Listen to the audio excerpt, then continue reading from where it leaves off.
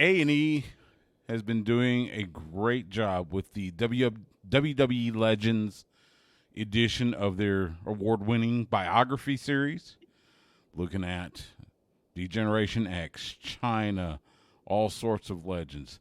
This past Sunday, they profiled the one and only, the American Dream, Dusty Rhodes. A lot of good information. I think there was probably some information that we didn't know before. And to help me discuss that, I bring on someone that was on that very program. Joining me now on the Vaqueros Cafe and Cantina hotline, he is the oldest son of the American Dream, and of course, our dear friend, the Natural Dustin Rhodes. Follow him on Twitter at Dustin Rhodes. D, how you doing, man? I'm good, buddy. How are you? Man, I am good. I gotta ask, have you seen the show yet? Yeah, I've seen it 4 times.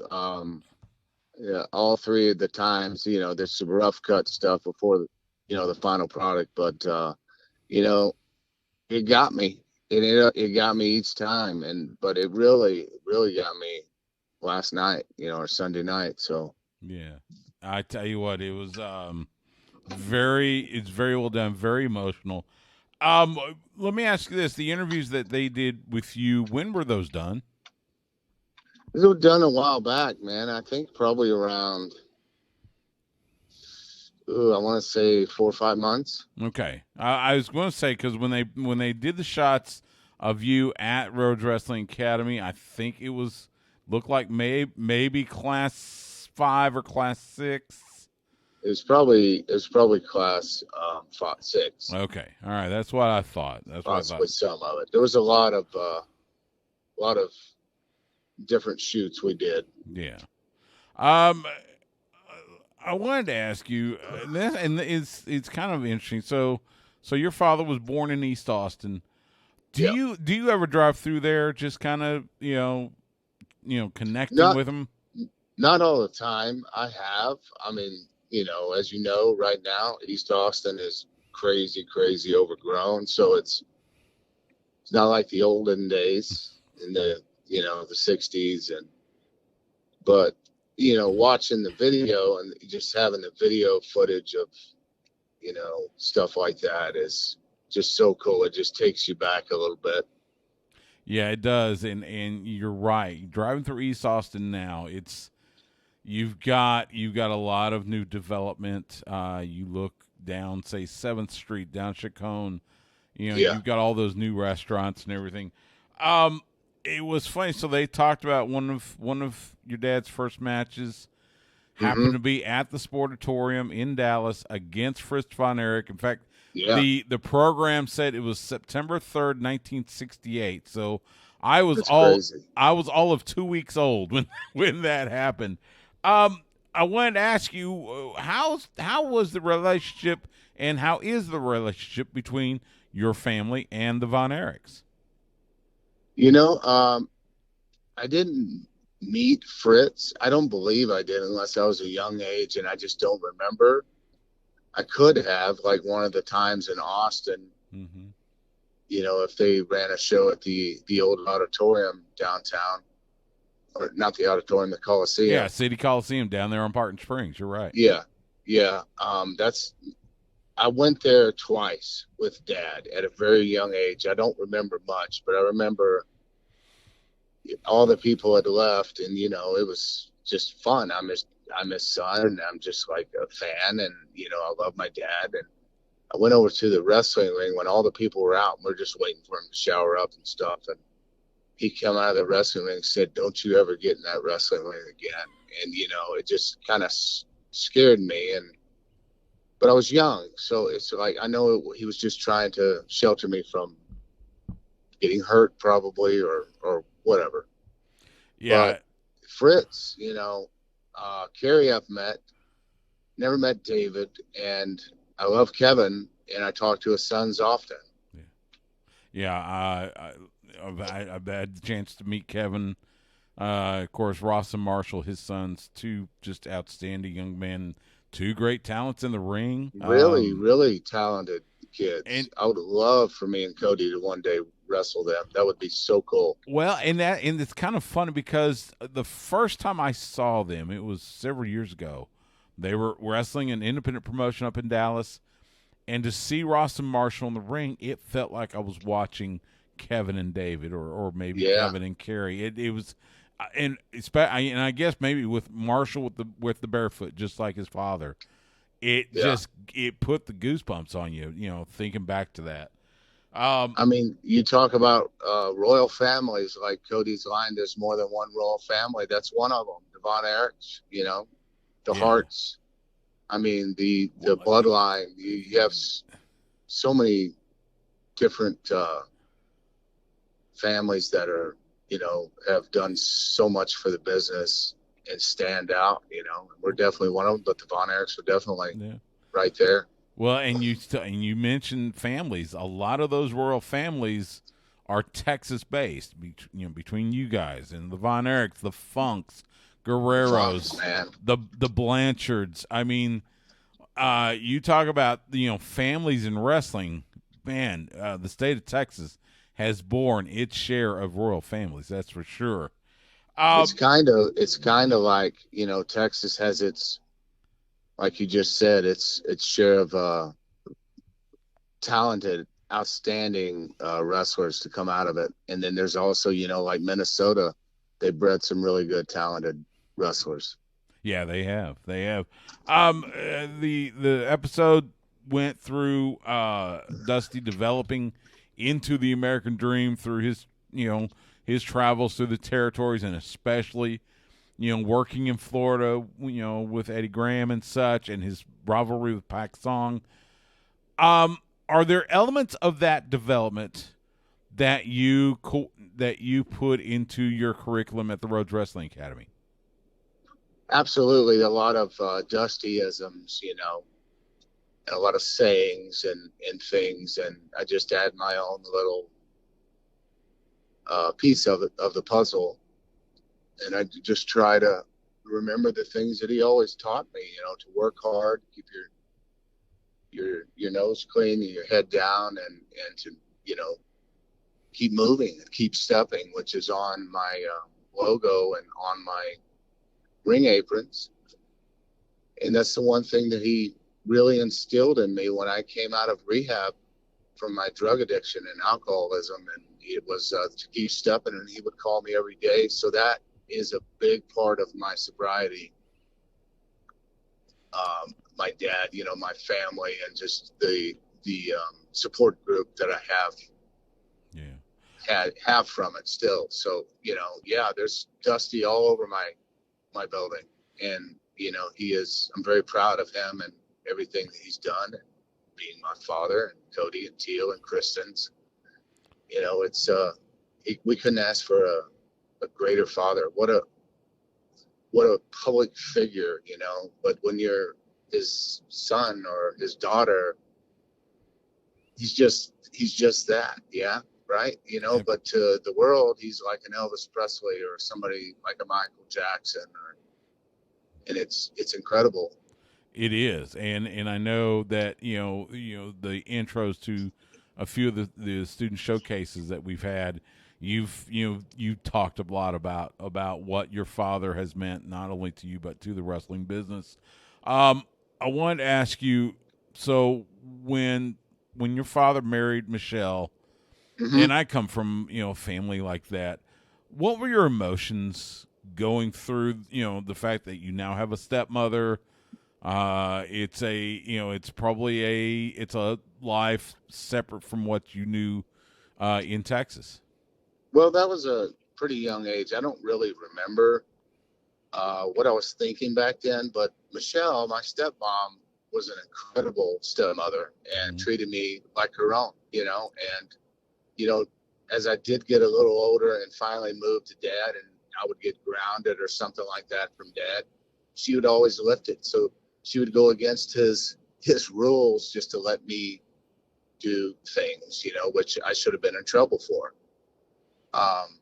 But she was very, and she still is, a great woman and a great mother. I've had two mothers, and I love them both very, very much. And she's a hell of a person, and she's been through so much in her own right. And, you know, it's awesome. But back then, that age, I can't tell you, man, Hmm. because, you know, your emotions, you just want to be with your dad, and it doesn't matter. You know, seeing my dad was like the the vacation that you need, right? It's I can't wait. You know, let's go. We're going to dad's. We're going to dad's for Christmas or for the summer. Can't wait to spend time with him because we loved our dad. You know, we loved him. Yeah, and I can relate. Like I said, I dealt with step parents, and you're right. You just want to be with your parent, and so, I mean, uh, back then you have marriages, and you know, they didn't last. you're right. They Yeah, didn't last, and you know, you just kind of got used to. My mom remarried a few times, and you know, you get used to stepdads being around or whatever, and it's just it's part of life. it is. You're absolutely right. Um, I would. I think it's safe to say that your father's greatest rival, easily, was the Nature Boy Ric Flair, and it's and I know you and I have talked about this before, but it's kind of ironic because you look at the beginning of Ric Flair's career, he wanted to be just like your dad. Right. So just talk for a second about what you saw, as Dusty's son, what you saw with Dusty and Rick, and you go through all those battles with the Horsemen and everything, and just what made that rivalry so special. Well, I think around the age of 10 or 12 or somewhere around there, I knew that I wanted to do what he was doing. I had been watching wrestling like world class for years, and Mm-hmm. you know, finally get to move in to be with my dad. And I'm going to the shows in Charlotte constantly, and seeing it when it was at its hottest in the early 80s. And it was just so like surreal and crazy, man. And I wanted every bit of that. And it was like, hey, yeah, hell yeah, that's my dad. I'm going to be in the business one day. And, you know, watching that rivalry with Rick was actually a shoot, man, because if my dad was to get a Mercedes, Ric Flair would get a bigger Mercedes. If Ric Flair bought a house, dad would buy a bigger house. They actually had a I got more than you type of rivalry, you know, but they worked so good together and they had such good chemistry. And we love Rick and we love the Flair's family, and I got to know them and go over there to their house, and Ric Flair would always make me do, you know, a bunch of Hindu squats and work out with him and stuff. And I'd drive my four wheeler back home to, you know, dad's house, and he's like, where were you at? And I'm like, I wouldn't tell him because, you know, it was very kayfabe back then in the days, and we kept everything a secret, kind of like the cast deal when they broke his leg. I remember all those things, man, and they stuck out in my mind, and that's what made me such a huge fan of the sport, pro wrestling, Yeah, and wanting to kind of be just like my dad. Little did I know that's kind of impossible. I can be like him a little bit and be his son, but you know, it's impossible to be the American Dream Dusty Rhodes, and it's impossible to be Dustin Rhodes. It's impossible to be Cody. I mean, we took our own paths and we did our own things, and I really stood out as the Goldust character and did something on my own. And then you get back to your roots, and you're just happy to be in the business and be from such a, you know, incredible legacy of pro wrestlers, and you know, be loved by the world. yeah. I can again I can only imagine. You mentioned the cast, and we all saw those the Flair and the Andersons breaking Dusty's leg in the cage, or the Horseman tying him up to the truck and breaking his arm. And you mentioned seeing that cast. Was that one of your early lessons in the inside of pro wrestling? Okay, so I always thought I knew, right? At an early age, you know, around the 13, 14 year mark, but I never questioned it. But I had it in the back of my hand, this stuff, because I've heard it from other people. It's fake, it's phony, and all that. And, you know, but I believed it. But until I saw that cast in his closet. I was looking at his title belts. He had like 4 or 5 different title belts in his closet, and I saw this freaking cast laying there, and I'm like, what the hell is going on? And he was on the road, so I know he probably had another cast. But I was like, what the hell is this? And I didn't ask him about it. I just kept my mouth shut. But Mm-hmm. from that day on, I kind of knew, there's something more to it that I'm not seeing. And, they back then they just kept everything so close to the vest and so private and, away from the fans' eyes. You didn't have the cell phone technology. You didn't have the press just, filming everything. It was different. You showed up with the bad guys if you're a bad guy, and you showed up with the good guys. You did not dare be in the same car when you're pulling up to the arena. And I still treat the business like that. I still live in a very kind of personal, private, kayfabe style. Now I know the world knows a whole lot about wrestling, or they think they do, but they don't understand just what goes into it in the back. And bless their hearts, I love them to death, and I love my fans and all the fans out there that come, because without them, we're nothing. But there's so much to going into the training, the prepping, the backstage things to get ready for, and it takes a long time. And there's a lot going into a television show. Television is a different beast than just a regular house show. Mm-hmm. You have to know all these camera angles and little pieces of the pie, and there's a lot more going into it. So you're busy during the day shooting these promos and being able to do them in one take instead of 15 takes, which takes a lot of time. But the more you do it, the more repetition, the easier it becomes. But it's still hard. It's still tough. And for a normal person to understand that right out of the chute, they don't. So I kind of like to keep behind the curtain private. They don't need to know everything that goes on. They do know some of the things that go on, but I just, they don't need to know everything, right? You're right, and that's kind of, it's the charm is in the mysteries, so to speak. Right. It is. In fact, you just mentioned about promos, and you and Cody both. You take from your father very well. Let me ask you though, when you're ready to do a promo, say on Dynamite or Rampage, how many times do you rehearse that promo? I don't. I Okay. I go sit with myself for a second. I go, okay, I would like to say this, and this didn't always happen because at the beginning of my career, I was the drizzling shits at promos. I had no clue of what to say, what to do, whether I yell, whether I talk soft, what kind of emotions do I do. There's so much that goes into a promo. And when Tony Khan comes to me and he says, "Hey, give me this huge promo. We're trying to, build this for next week," I know what I have to do. So and he affords me the range to do those things, and say what I want to say without some scripted thing. And the problem with scripted promos um, are, they're scripted.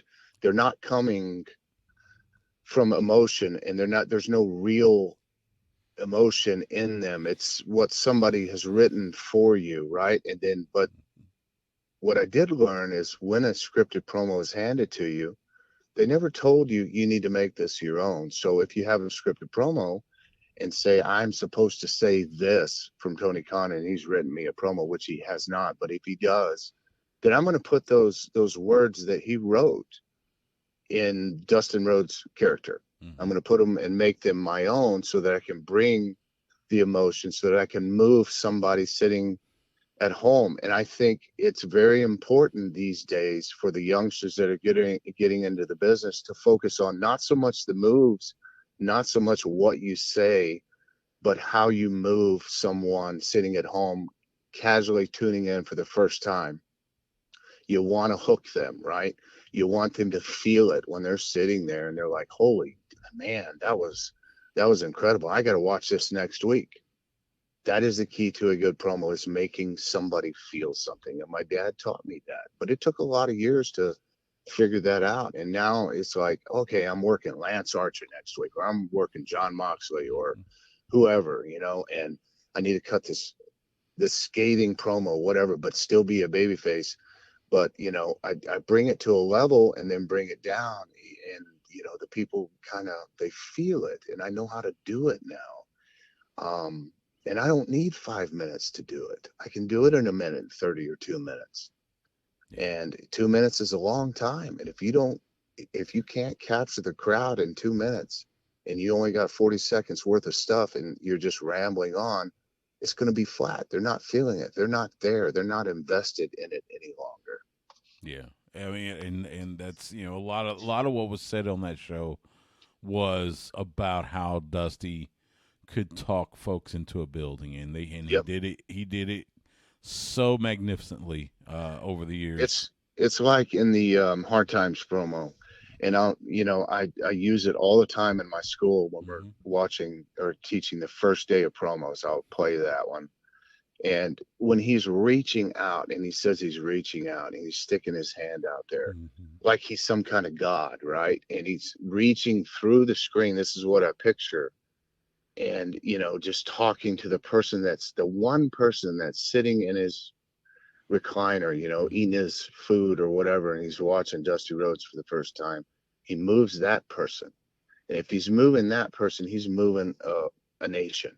Mm-hmm. He's moving a whole bunch, and he's bringing them in. I got to go see this next week when they come to town, and that's truly what I believe in. And I know if you move somebody, they're going to come. Yeah, yeah, yeah. The Hard Times promo. I mean, I was watching it during the show, and I wanted to reach my hand out. I was reaching my hand out to his, so I get it. Yeah, Let me ask. So Dusty debuts in WWE, back then the WWF, in 1989, and this debate has raged on for the better part of 35 years. The polka dots. right. Your thoughts on your father, the American Dream Dusty Rhodes, wearing polka dots? Oh, the first time you're seeing it, it's different than what you've seen, And of course, it was always the little thought that was Vince doing this to punish Dusty or make fun of him, and I don't believe that. I believe WWE and WWF was a different place, and it was treated differently. They were characters. It was more children oriented, and there was kids involved, and you're trying to do something fun. And I listened to Vince the other day say it. It was we're trying to do something fun because Dad had already done these great things. And when you're paying your bills, man, it doesn't matter, right? When you are doing a profession that you love. And personally, I don't know if Dad liked the polka dots or not. He was never vocal about that. But Mm-hmm. I don't, everybody, there's so many people that says, oh, that was a rib. But, I don't think that way. I don't think it was. And, then when you become Gold Dust, it's like, then I started to think about it. Is this a rib? Because Dad put the polka dots on. Is this Gold Dust a rib? But at the same time, that's a stage in my career I was wanting to kind of step out into my own and create something. But later on down the road, I was thinking, was this a rib? But it wasn't. It's what he gave me. Vince gave me that, and I took it and I ran with it, and I created something very special that the world and the fans love. And that's kind of the ironic thing is, just like with your dad and the polka dots, there was a long debate about what you did with Gold Dust and whether that was in retaliation to your dad for working for WCW at the time or whatever. And the way you talked about it in the show, you wanted to get away. You didn't want to be Dusty Rhodes' son. You wanted to be your own character, your own wrestler. And this was, quite honestly, this was probably about as far away from what someone would picture a Rhodes as you could get with Gold Dust, and like you said, you made it your own, and it is one of the most iconic characters, in WWE. I mean, there's no ifs ands or buts about it. It is up there with some of the great, the great figures in WWE history, and you made it so, you made it your own, and you transformed it over the years, and it was really neat. I got to ask you, so July 1994, WCW main event, the promo with you and your dad, and Yeah. and you're searching for a tag partner, and he wants to be your tag team partner. Now, Yes. first, when I first saw it, I was crying. Yeah. This, and then earlier, I'm watching again, and I'm crying again. I mean, it Yeah. was just so good. Let me ask you this: in your mind, was that, because your brother Cody has said he can't watch it because he gets too involved, Right. but I gotta imagine that was the basis for the promo that he gave after his match with you at Double or Nothing back in 2019. Right. Is that it? Um, yeah, that promo, I will also show to my students at RWA at Rhodes Wrestling Academy, and it's tough for me to watch. It is because it's so emotional and so real and raw. And back then, I didn't realize that because I was young and I'm just doing what I was told and listening. Okay, Dad's going to be my partner, and I just got to go out here and listen to his promo. But man, it gets you every single time, and it's so emotionally charged and electric and raw and real that when you watch it later, years and years later, man, it holds up. And yeah, Cody, put that little spin of what Dad said in that promo with me, in his own words, in his own style, at the Double or Nothing match, and it was really cool, a good little tribute to Dad and things like that. It's awesome, man. It's an incredible kind of ride that and journey, and you have all this library of things that you can go back and look on now Mhm. for the young and up and comer super the up and coming superstars, to watch and to learn from. And that's so important these days because without those things and that knowledge and those people that came before us, if we didn't have these things, we wouldn't know, who they are. Yeah. It takes the library to get into the new generation of kids. So they see Dusty for the first time, like we saw him for the first time and knew him growing up. Um, yeah, it's just a special time, man, and it's been a crazy ride, right? And that Yeah. that documentary was very emotionally charged Yeah. and draining and happy all the same time. For us, it's sad because he's not here with us to Mhm. enjoy that, but Yeah. for the fans, it was a wonderful. I can't wait to see it again, and I've seen it now 5 times.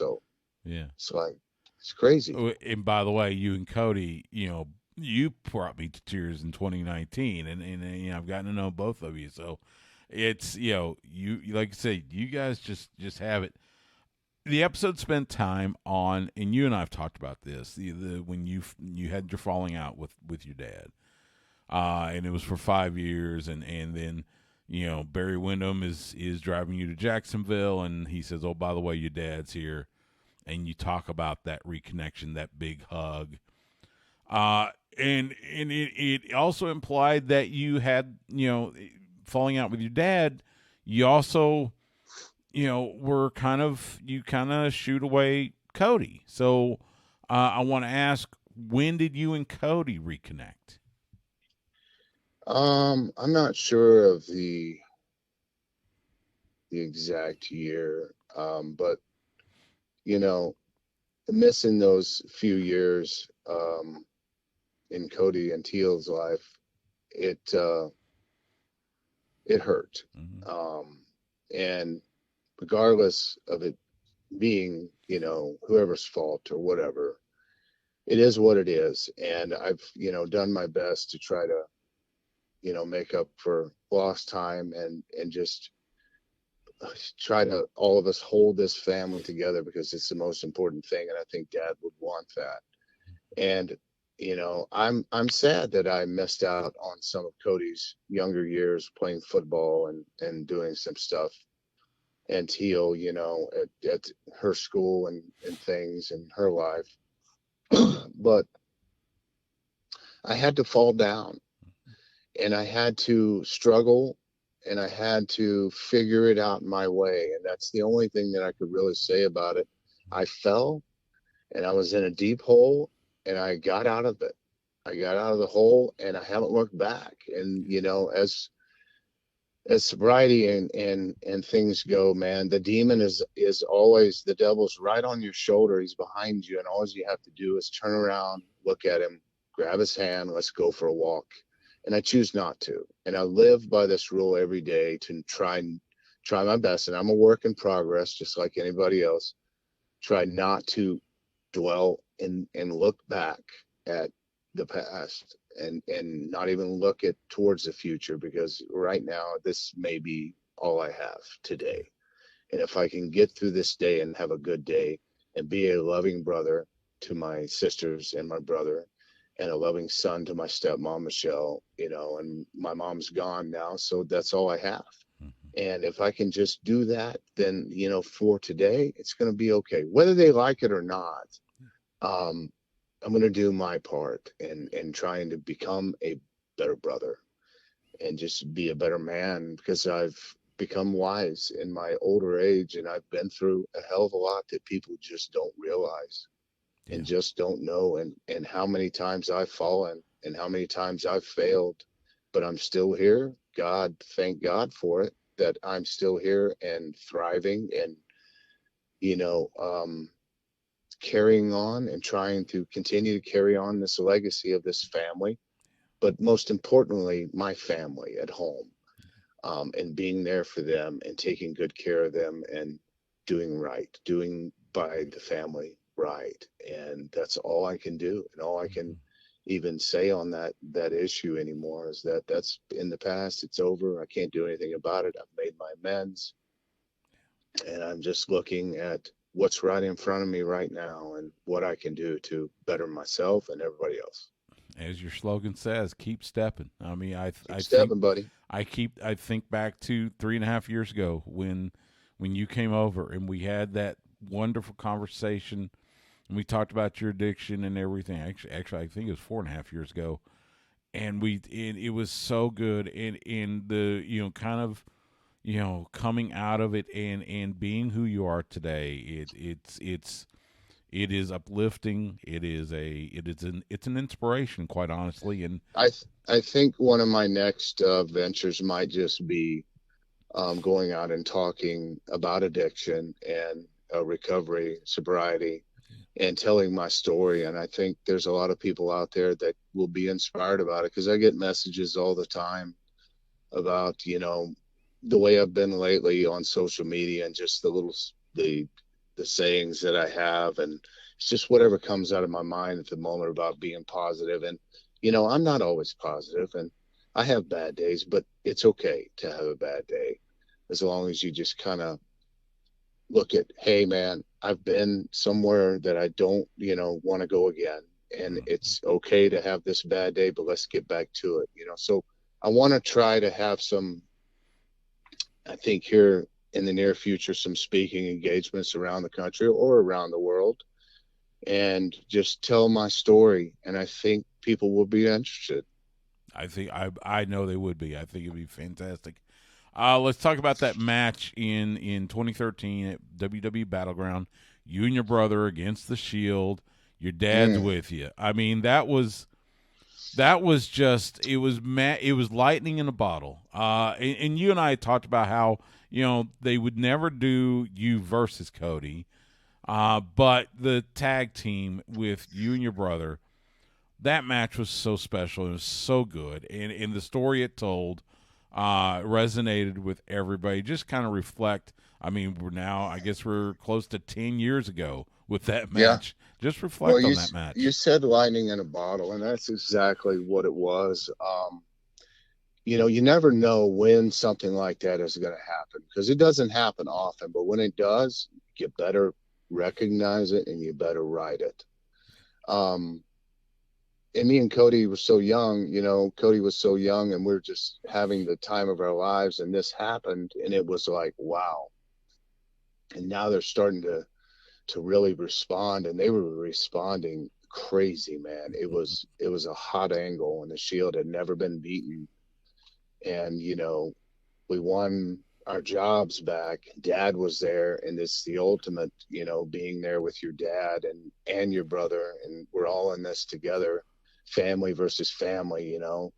And it was just special, and I owe a lot to our work rate, and I Mm-hmm. owe a lot to Dad and how he handled the situation with Stephanie and Paul, and just brought it and made it real because it was real. There's emotion in it. And whenever there's something real and the people know that this is real, they're going to respond in kind and they're going to be there for it the whole ride. Yeah. But striking lightning is few and far between. And when you do, you just, you got to ride it and enjoy the ride because it won't last forever as anything, right? Like that didn't last forever, but we got a hell of a run out of it, and it was a special moment. So definitely It one of was. the top moments of my career. It really was. The when the crowd loses it, when your dad takes his belt off and pops, Yeah, I believe it was Dean Ambrose, now known as it John was. Moxley, pops him in the head with that buckle. The crowd goes nuts. I mean, it was just fantastic. I loved it. Um, his work with NXT, it's in every one of those superstars, which now they're the top superstars in wrestling now, whether it's in WWE, AEW, wherever. you know they all talk about what your dad did in NXT, and I see a lot of that with what you do with your students at the Rhodes Wrestling Academy, and I gotta imagine Cody does the same thing at the Nightmare Factory. Just talk for a second about that legacy of passing on that knowledge just like he did. Watching Dad and going down because I lived in Orlando at that time. And see going over there and watching his promo classes and things, and the way he talked to the students and the kids was just it's incredible. I can't really describe it because it was like, I mean, they were everything to him, and they looked at him like, "What are you going to say next, Dusty? Please say something next." They were so in tune to what he's saying and what he was teaching, and they learned from it, and they didn't forget it. And that's saying something, that you touch so many lives coming up in the business that they're remembering you for it and they're giving you your flowers. Yeah. I mean, hell, man, if I can come where anywhere close, I don't have a performance center or anything like that, but people are coming from all over the world to Rhodes Wrestling Academy, and it means something. I'm very patient with my kids, and I don't run it like a strict boot camp, man. I want to teach them. I don't want to kill them. I want to teach them because they came to live out this dream, and that dreams are powerful. And when you have a chance to live out your dream, do it. So that's all I want to do is instill the kind of and values that Dad instilled in me and teach him kind of the way I was taught growing up, which Mike Graham and Steve Kearns and Skandar Akbar's and Dad's, and Eddie Graham's son Mike, Mm-hmm. and Dad's mentor was Eddie Graham and Mike was mine. Yeah. So it was really it's a very close, tight knit group, and to learn from Mike Graham and Steve Kern was tremendous.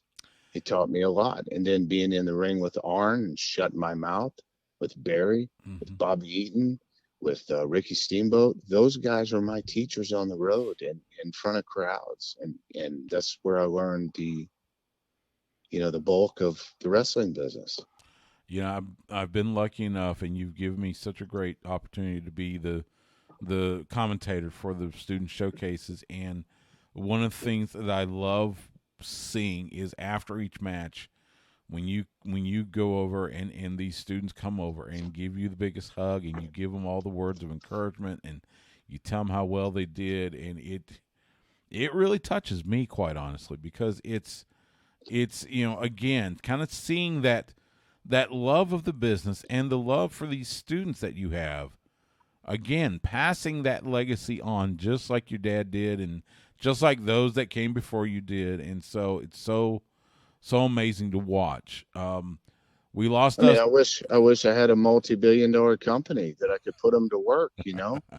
But Well, I've been gifted opportunities to send some of my kids to like AEW Dark, and a couple of them have been on Dynamite, and mhm, it's that's something, right? And it then is. it's up to them to take on their dream here and take it to the next level with training and continuing to better your brand and become the smart, intelligent about the business, and taking care of things that you need to take care of, and handling yourself and representing yourself in front of the fans. And hey, man, I haven't always been um, a perfect example of being that role model for people, or being pissed off and not talking to a fan or something. That I have my faults too, and it's just the older I've grown, it's important to me to give back, Yeah. and to watch these kids, because it's not about me right now. It's still a little bit about me, but it's coming to an end. And it's the most important thing is, now that I can teach them, and hopefully they reach the stars, and become these giant mega stars like the Rocks or the John Cena's, the Roman Reigns. Hmm. Yeah, I agree. I agree. We lost Dusty in 2015, and yet even today, you see his influence all over pro wrestling, and it doesn't matter what the brand, WWE, AEW, NWA, Major League Wrestling, Impact, Ring of Honor. His touch is on every bit of pro wrestling. Just kind of reflect on that for a moment. I mean, looking at what Dad has touched and done, and did so well, and he fell down a bunch of times and had to figure out his way, and he did, and very intelligent, and he's left such a lasting impression on so many individuals, who in turn modeled certain things that he did and taught about the business, and Dustyisms and sayings, and they just have grown so wide, and there's fingerprints everywhere, and it's pretty cool that that's my dad, Hmm. that did that. That's Cody and Teal and Kristen's dad that did that. And here we are living our dreams, and just trying to keep it going, trying to keep it going, because the train never stops, as you know. It keeps going, it keeps rolling, whether you honor it or not. And we've been blessed. Yeah, I agree. I agree. He is the natural Dustin Rhodes. Follow him on Twitter at Dustin Rhodes. Dustin, Yep. I love you. I love you too, I'm buddy. so grateful. I never got a chance to meet your father. I never, I watched him for years and years and years and years. Uh, Well, if you loved but me, you would have loved him. well, and that's the thing. I'm lucky enough that I've got you and Cody as friends, and I've gotten to know you guys, and it feels like I can at least have some sort of connection with your father, and I'm eternally grateful for it. Yes, So, sir. love you, pal. I'll let you go, man. But thank you so much for Okay. your time, and we'll talk again soon. All right, buddy. Thank you.